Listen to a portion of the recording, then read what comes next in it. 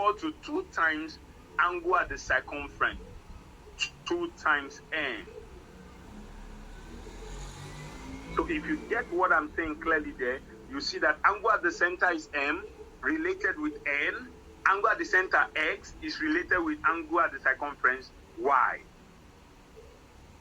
So in conclusion of the last thing we can discuss here is look at this center,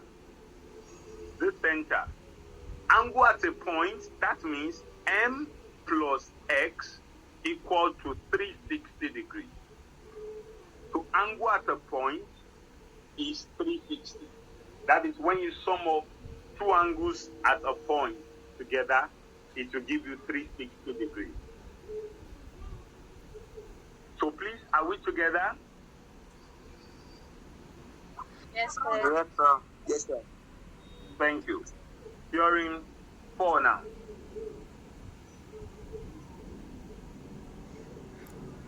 Theorem 4 says angles in the same segment are equal. So the first statement you should ask yourself is, what forms a segment? What forms a segment? So I will go to the board so that I can show you properly. This is the circle. This is a chord. So a segment is gotten by and a chord.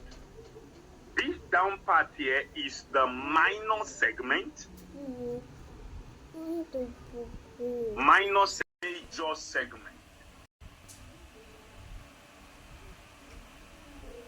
So let's now go to the theorem.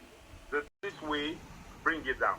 So all the angles formed in this place, all these angles are all equal and they are called angles in the same segment.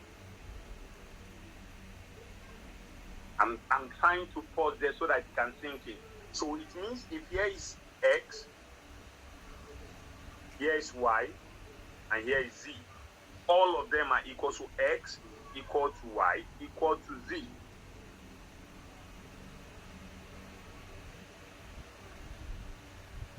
So what about the minor segment?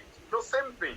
So if you have an angle that is like this with this chord, another one like this with this chord, all these angles formed there are all angles in the same segment. So here is m, here is n. So m equal to n. So angles formed in the same segment are equal. All right. I'm moving to theorem 5. Gradually, we are moving to where I want us to get to. Okay, I want you to come join DTW online classes to prepare for your JAMB examination.